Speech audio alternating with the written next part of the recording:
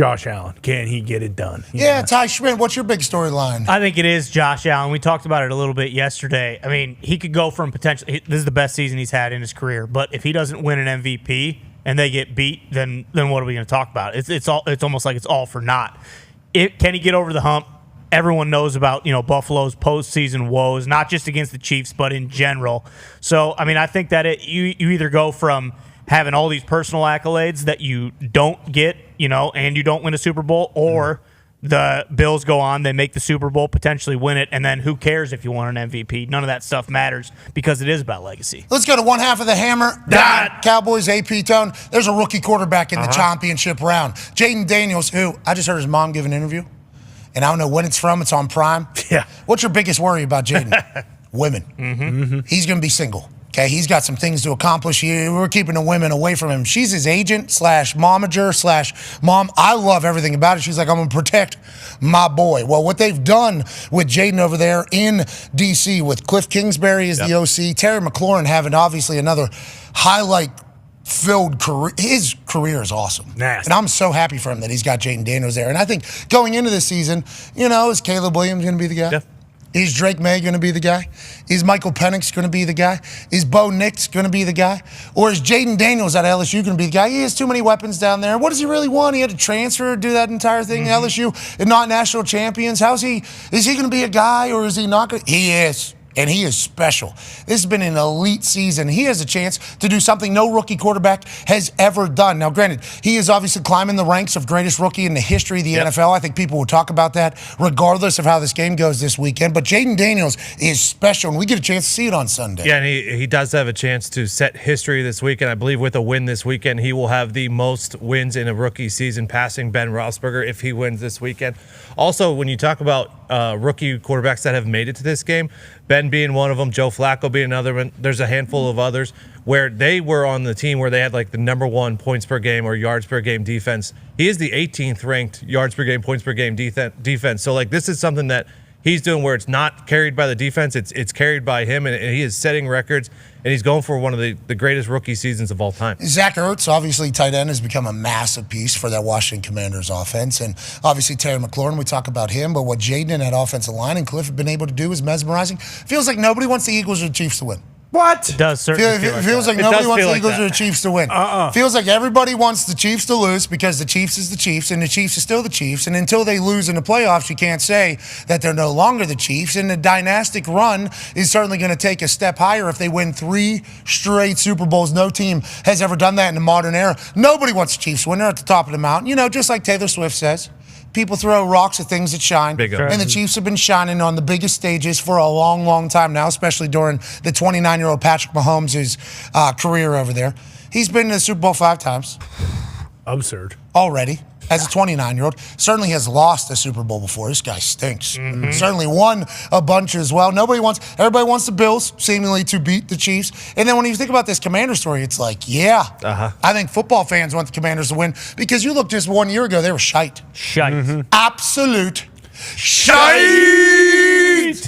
We're talking about down in the pit, just like the Bengals a couple years ago. Remember the Bengals a couple years back before they make it to the Super Bowl and inevitably lose to the Los Angeles Rams in L.A. They were an absolute shite show. I mean, then Joe Burrow gets healthy for a season. They make it to the Super Bowl. Teams and fans around the country are like, wait, if they can do it, we can do it. If the Commanders are able to go from what they were, laughingstock, what it was like expose after expose, after book, after documentary, after lawsuit, after litigation, after everything. This team sucks. This team stinks. This team is a nothing franchise. This team should be kicked out of the league, Craig, is what people were saying about the Washington Commanders, formerly known as the Washington football team, formerly known as the Washington, what was the name of that? J.J. Watt said it. Yeah. Oh, Redskins.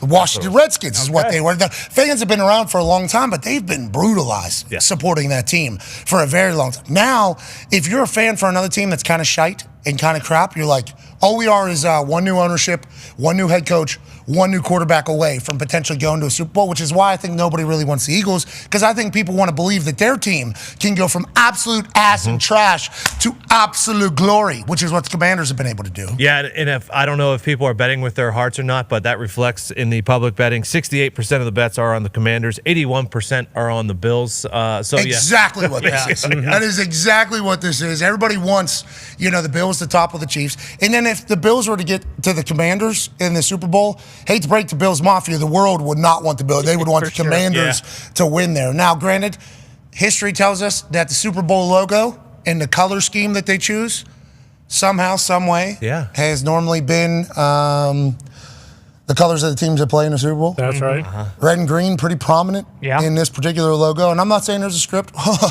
Hasn't been a lot of that talk this year. Thank the Lord. Thank God. Because the refs have sucked, certainly in different situations, but I think they've been good more than they've sucked. So shout out to the refs. Good work, refs. Shout out to the refs. Now, granted, the Kansas City Chiefs alternate logo, people are saying has stripes on it, and there's AI, and maybe AI for a lot of these photos saying the Chiefs and the refs are on the same team and everything like that. But feels like the script conversation this year has died down a lot than in previous years, and I think it's because the refs have done much better than they have in the past. But red-green, that says Chiefs-Eagles are going to win this if you look in the past of these logos, but nobody's looking for that, Conman. Yeah, no, not at all. But I am in the camp of Team Eagles. I think that the way the Eagles kind of did their entire team, there was a graphic earlier, they got the Assistant Coach of the Year finalist with Vic Fangio. He's brand new to that team. 2 of the 5 Defensive Rookie of the Years, they're brand new, obviously, to the team. Defensive Player of the Year, brand new, Zach Bond. Offensive Player of the Year and MVP, Saquon, brand new. And as a person who has a team that is also shite, that is a way that I think you can do it. Draft, free agency, kind of flip your entire team. Because last year, obviously, they were one and done in the playoffs against the Bucs. Actually, season almost tanked, basically. They were, 10-1, leading their division, leading the conference. This team's going to get a first-round bye. That right to the shite house. Just absolute shite show. The rest of the season, the Cowboys ended up winning the division, but I want the Eagles to win. I think the way their team's built is awesome. Running the football, winning in the trenches, I think is a very, very easy way to kind of get those people to love you because it's grind and pound football. And then, of course, one of the GOATs, Bradley Cooper's a fan of that team. So I also want a little happiness for him. And then, I think the Bills are universal. I think the 81% shows that too, just because people are sick of the Chiefs. And, of course, selfishly as a Patriots fan, if the Chiefs win 3 in a row, that will have they'll say they're burying you. That'll have the legs for greatest dynasty of all time. I mean, it comes as no surprise, too. Like, they've been telling us for a long time. Sirianni said, hey, O-line, D-line, Howie. O-line, D-line. That's not just a moniker of a guy who everyone thinks is a dipshit. It's actually how you build and construct a potential Super Bowl juggernaut, and that's what they've done. O-line, D-line. Howie. Even though A.Q. Shipley doesn't believe in it. No, he doesn't. He That's doesn't. unbelievable to me. That's